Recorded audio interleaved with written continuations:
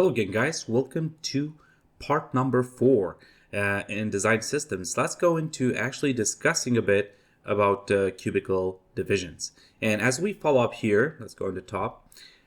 Design with cubical divisions. Main cube, use of division to create a variety of interior and visual intersections. So what we try to pay attention here and actually focus is we have this cubical room, like a perfect cube room, and then inside of it we use we divide this room in different types of little cubes in space, which varies again in dimensions and so on and so forth.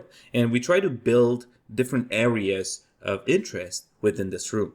So we have this section, for example, of books. What we have to understand about this is basically if we add like a little cube here and we imagine it in space, that is like we divide it. It's part of the entire cube, so it's a division of that. And we kind of continue with that with the whole space. And of course, we can divide the cube how many times we want. So you could imagine if it's made out of voxels, we can actually choose how many voxels, how many divisions of those voxels will be in this whole place.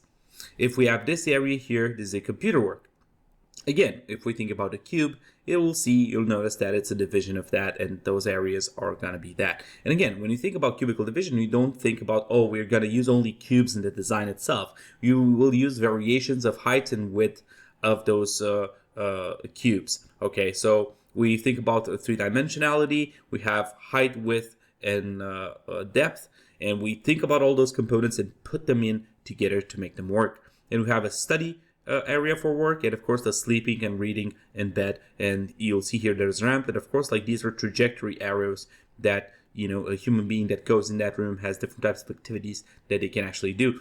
And what is important about this is that something like this, with what we talked the first week about systems, if you create a system like this, you can actually scale that up to build an entire project altogether and make that at scale to have this, let's say, orderly world, it's called. And you'll have this type of world where it's very orderly, everything is put in place, and you have different types of activities in that place, but you're not allowed to make a mess. You're not allowed to leave things in certain places, so you're not allowed to be messy, let's say. That is the rule of the game.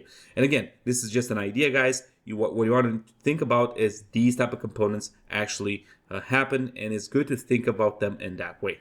And here we have the result of that entire room as we see it here. And of course, on the left side here, we have an understanding, a description of what's going on. You see, like, we have the books here, we have the window, there's an opening for the window, there's a bit of functionality going on in this place as well. We have all those areas of accessibility to actually go on this staircase here, for example, to reach the books, reach the fish here, and a bowl, and so on and so forth. We'll see there's a bunch of stuff. There's the study area, there's the computer area, and so on and so forth. As we see the main result here, we have an orderly room.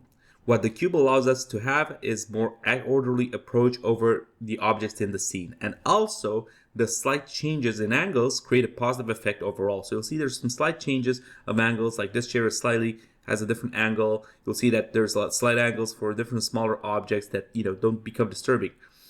And overall, it gives it a more normal type of vibe to it, because if everything was in spot, as voxels are, that is not necessarily like what we want to achieve with this. Is just using cubical thirds and actually design something with it. If you use cubes, you might have a room that emanates more order than anything else. In design practices, unless the description is specific for a room to be orderly and use only cubes, you shouldn't use cubes only. All right, so it's good to remind ourselves that unless something is very specific, you have to use only cubes. We don't use cubes only. Instead, you should include other design components such as scattering, different shape languages and volumes, color variation, etc. Like of the variety of palette of design tools, principles that you have at hand, you can use all of those to make things actually accurate and interesting. That being said, I hope you guys enjoyed this part as well. When it comes to cubical design systems about cubical divisions, you understand the principle and how it actually works. It's very simple and straightforward. Hope you enjoyed it, and I'll see you at the 5th part.